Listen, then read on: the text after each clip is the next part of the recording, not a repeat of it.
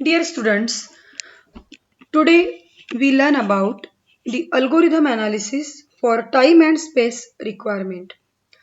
Students, every day we come across the many problems and the problems have one or more solutions. We always choose the solution which is more efficient to us.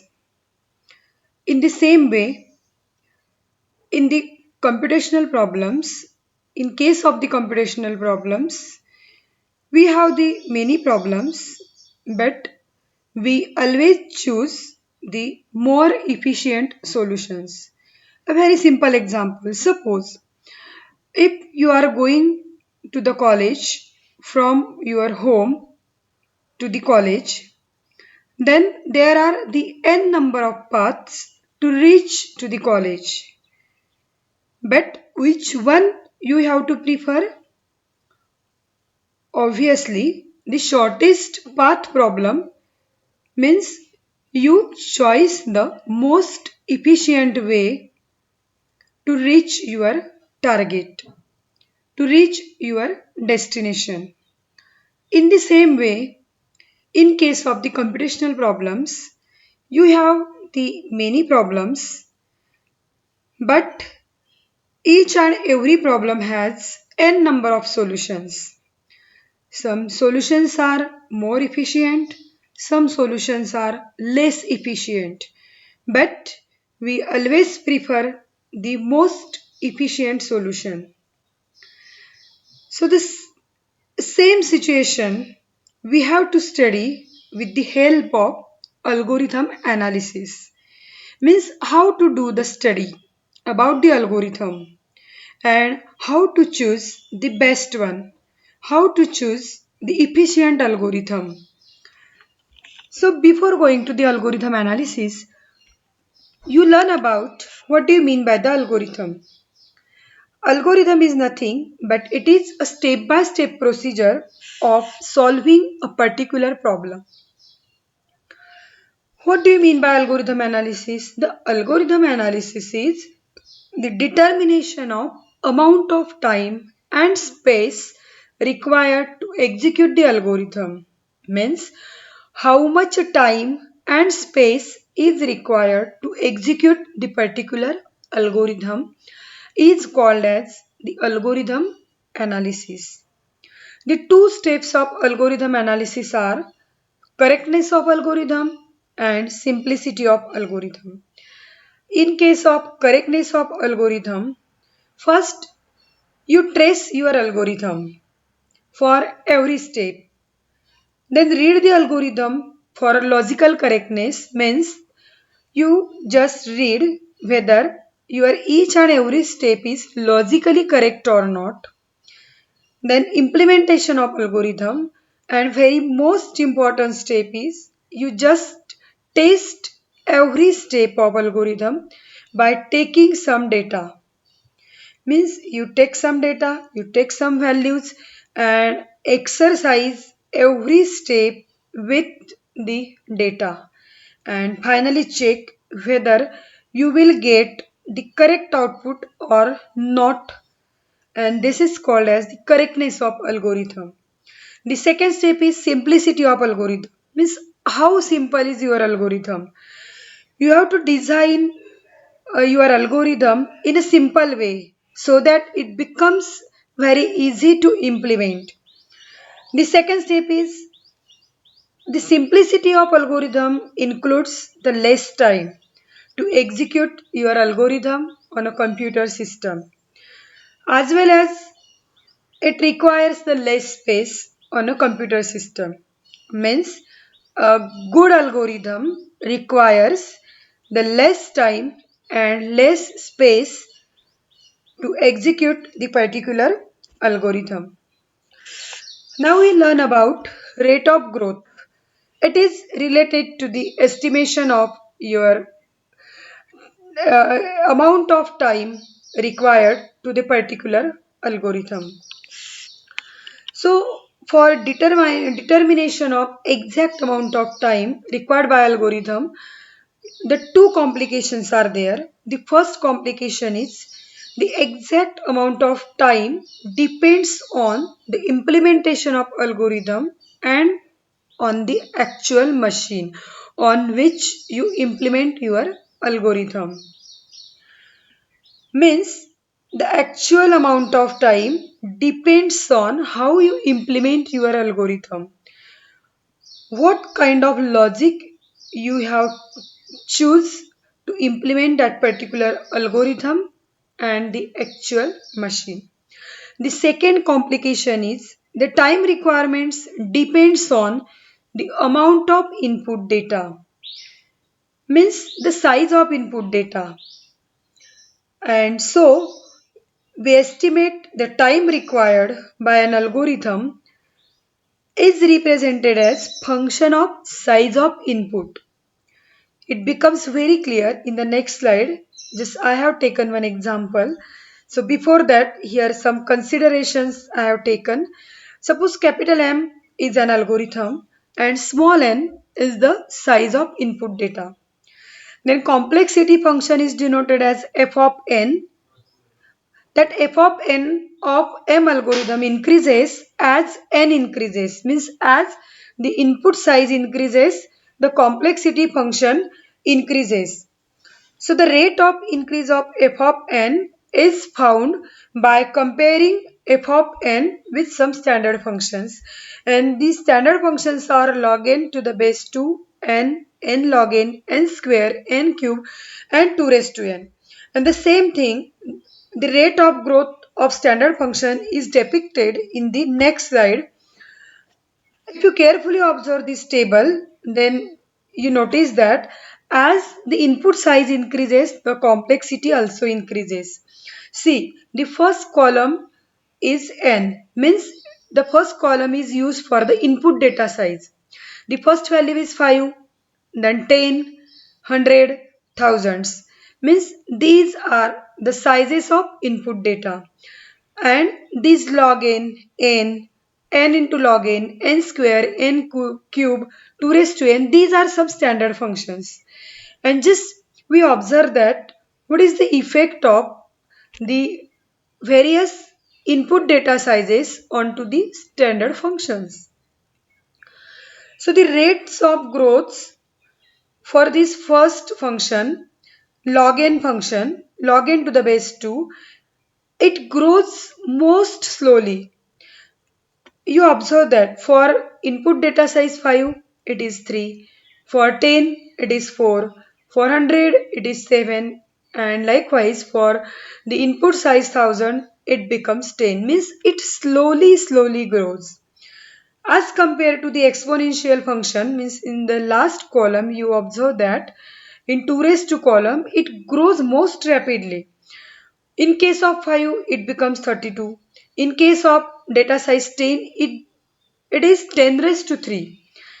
When you take the data size as 100, means size of n is 100, then it becomes 10 raised to 30. In case of data size as 1000, it becomes 10 raised to 300, means it goes very rapidly. And in case of polynomial functions, means n raised to c, like n square, n cube, it grows according to the exponent, means it grows according to the as it is a square or as it is a cube. Overall conclusion is the complexity of particular function grows according to the size of input data. Means as the size of input data increases, the rate of growth also increases. Complexity also increases. Now we see about the basic time analysis of algorithm. So the choice of particular algorithm depends on the following two considerations. The first consideration is time complexity. Second consideration is space complexity. What do you mean by time complexity? The time complexity is the amount of time required to execute the algorithm to completion. Means how much time is required to execute the particular algorithm to complete its operation. It involves the two operations. The first operation is active operation, and the second operation is bookkeeping operation. Active operation means the operations or the instructions which are executed by the computer or it contains the arithmetic operators are called as the active instructions. The second is a bookkeeping instruction. The instructions which are generally used for the initialization purpose or for maintaining the value of variable, the bookkeeping instructions are used. And it will be clear in the next slide with the example. Here I have taken one example. I have taken one vector capital V. It consists of n number of values and what I want to do, just I have to sum all the values of vector V. Means I have to add all the elements of that vector V, and this is the algorithm, two-step algorithm. In the first step, just I initialize the variable sum by just initializing the zeroth value. Then I just add the every value into the variable sum. So I have taken one loop, for loop. Index variable I is initialized for 1 to n. What happens? First of all, the first value is added to the variable sum. Then your index is increases, it becomes 2. Then again the value at index 2 will be sum with the sum variable. Then again third up to the n, and finally you will get the sum. So in this example, we have only one active instruction and that is sum equal to sum plus v of I. Actually, it contains the arithmetic operation, sum arithmetic operation. So only this instruction is executed by the computer. And suppose we assume that this instruction requires the t1 amount of time.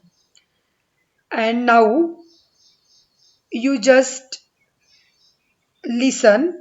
This instruction sum plus v of I executed n number of times and we have considered it requires the t1 amount of time.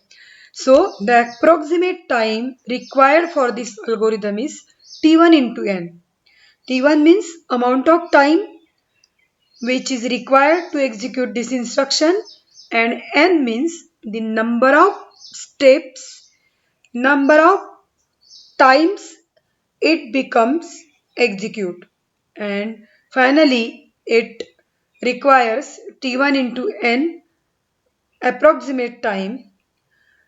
You observe that approximate time grows linearly as the input size increases. And the same thing we learn in the last slide in the table. As the input size is increases, your approximate time, estimated time for that particular algorithm also grows. And this is called as the rate of growth. In case of the bookkeeping instructions, we have only one bookkeeping instruction and that is sum equal to 0 and which is not taken into the consideration because it requires a minimum time for execution. And the next is the space complexity. The space complexity means the total amount of the computer's memory used by an algorithm when it is executed is the space complexity of that algorithm, or in another way the total amount of storage space which is required for particular algorithm is called as the space complexity. This total storage requirement can be determined the two different times. The first one is the compile time and the second one is the runtime. In case of the compile time, the total storage required by the program can be determined by summing the storage size of each variable using all declarative statement of the program. Means you just consider all the variables which is available in your algorithm and you just sum up the storage space of each and every variable in the declarative statement. In second category, runtime, If your program is recursive or if your program uses the dynamic variable, then you need to determine the space complexity at runtime. Otherwise, you use the first choice, compilation time storage requirement. This runtime requirement is very difficult to estimate the memory usage accurately, and if you are using only the dynamic variable initialization, then you use the runtime parameter for computing the storage requirement. The usage can be grouped into the three different components. The first component is code space, means how much memory is required to store your program. Code is nothing but your program. So how much space is required to store your program.